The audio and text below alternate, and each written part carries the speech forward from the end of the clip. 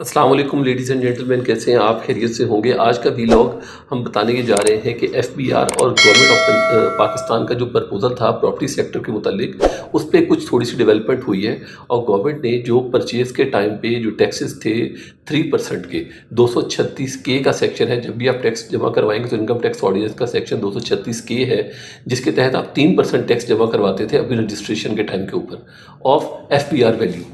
तो उसको गवर्नमेंट ने रिड्यूस करके 1% कर दिया, तो 2% की वहाँ पे छूट आ गई टैक्स के कलेक्शन के लिए। और नंबर 2 पे यहाँ सेलर के लिए जो 236 सी का सेक्शन था, जिसके थ्रू वो अपना इनकम टैक्स ऑर्डिनेंस के सेक्शन के तहत टैक्स जमा करवाता था 3% का, उस पर किसी किस्म की कमी नहीं दी गई है। ये सिर्फ मैं फाइलर बंदों के लिए बात कर रहा हूँ, लेट फाइलर या नॉन फाइलर कैटेगरी पर बात नहीं हो रही है। तो जो सेलर है उसके लिए किसी किस्म का कोई रिडक्शन नहीं है, सिर्फ परचेज़र के लिए यहाँ पे 3% को कम करके 1% पे लाया गया, जिससे ये होगा कि उसकी कॉस्ट ऑफ परचेज़ जो है एसेट को परचेज़ करते हुए वो थोड़ी कम हो गई।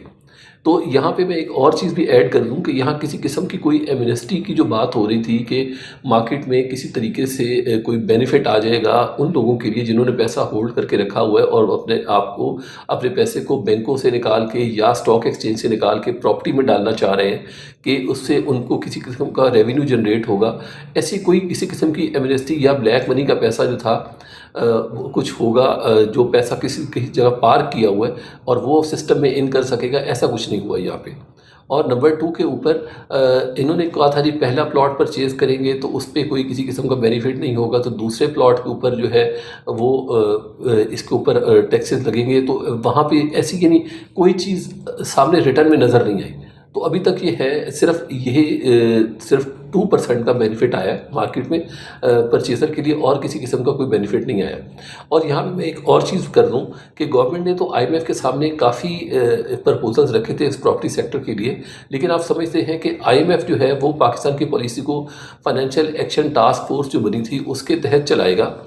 और फैटफ के थ्रू जब ये चीज़ चल रही होगी और जो उन्होंने आईएमएफ की गाइडलाइंस हैं रिगार्डिंग ब्लैक मनी और उसको डिस्करेज करने के लिए, उसको उन्होंने सामने रखना ही रखना है। और पाकिस्तान की इकॉनमी का जो बजट बनेगा या जो उसके उनकी पॉलिसी बनेगी उसके तहत ही चल रही होगी। तो किसी किस्म का भी कोई इस पे अभी हमें सामने नज़र नहीं आया कोई ऐसा बेनिफिट जो ख़ास के सेक्टर के लिए मिला हो। लोग समझ रहे थे कि बहुत बड़ा कोई एमनेस्टी आ जाएगी या इस पे फिर दोबारा बूम चल पड़ेगा सेलर पर बायर के लिए कि मार्केट में बहुत तेज़ जब ये प्रॉपर्टी की ट्रांजैक्शंस होंगी तो बहुत से लोगों के लिए बेनिफिट होगा, लेकिन ऐसा नहीं हुआ। मैं यहाँ पे अपना एक एनालिसिस थोड़ा सा ऐड कर दूँ कि लोगों ने ये देखा कि जब कुछ साल पहले जब गवर्नमेंट जा रही थी, इमरान खान वाली गवर्नमेंट थी जो तहरीक इंसाफ की गवर्नमेंट थी, तो उस टाइम पे मार्केट में तेज़ी थी, लोग बहुत ज़्यादा मुनाफा कमा रहे थे और उस टाइम प्रॉपर्टी फिर भी कुछ कदरें बेहतर थी। तो अभी यही एक्सपेक्ट किया जा रहा था कि गवर्नमेंट जो अभी करंट गवर्नमेंट चल रही है उसके अंदर फिर बेनिफिट होगा और किस तरीके से पैसा फिर अंदर आएगा, पार्क होगा, वो खासकर पैसा जो सिस्टम से बाहर निकल गया था। लेकिन ऐसी कोई किसी किस्म की आप भी देख सकते हैं कि मार्केट में ऐसी गहमा गहमी नहीं है किसी वजह से। क्यों? जो पैसा था इन्वेस्टर का वो निकल चुका है यहाँ से।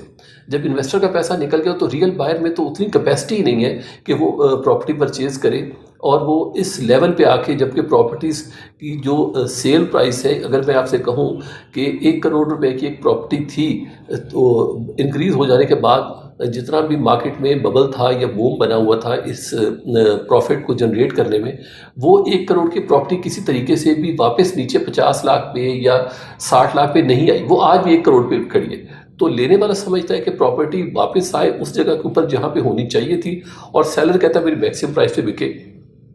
और दूसरी बात ये कि सेलर के लिए किसी किस्म का टैक्स इंसेंटिव भी नहीं आया।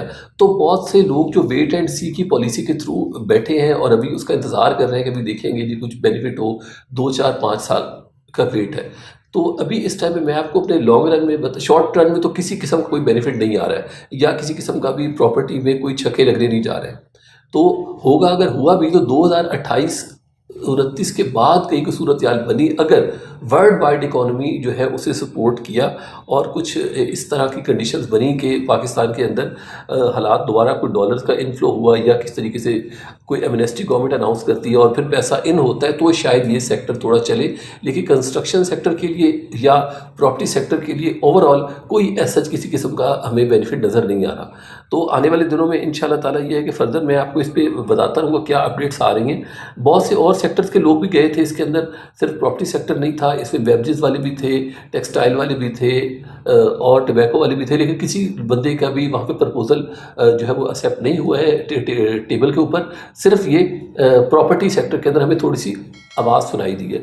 मैं फिर कह दूं, ये आवाज़ सिर्फ सुनाई दी है, लिखा हुआ कहीं अभी किसी जगह पे नहीं है। जब तक कि IMF के साथ हमारा जो प्रॉपर एक एग्रीमेंट है वो डॉक्यूमेंट फॉर्म में सामने नहीं आ जाता, और जब तक वो डॉक्यूमेंट फॉर्म में सामने नहीं आता तब पता लगेगा, और उस टाइम में पता लगेगा कब से इम्प्लीमेंट होने जा रहा है या कब से लगेगा, या शायद वो जो उन्होंने टर्म्स एंड कंडीशन गवर्नमेंट के आगे रखी हुई हैं अपने गवर्नमेंट के टारगेट्स अचीव करने के लिए, अगर वो टारगेट्स अचीव होते हैं तो उस टाइम पे देखा जाएगा कि इस सेक्टर के लिए क्या बेनिफिट आ रहा है। तो आप इंशाल्लाह ताला हमारे नेक्स्ट वीडियो से हमारे साथ जुड़े रहिए और देखते रहिए कि जो IMF इस प्रॉपर्टी सेक्टर के लिए फर्दर कुछ चीज़ करने जा रहा है या गवर्नमेंट ने कोई इसके ऊपर कोई और फर्दर इंसेंटिव के लिए जाती है तो हम आपको इंशाल्लाह साथ अपडेट करते रहेंगे। थैंक यू आपका बाजी TV के साथ जुड़े रहने के लिए।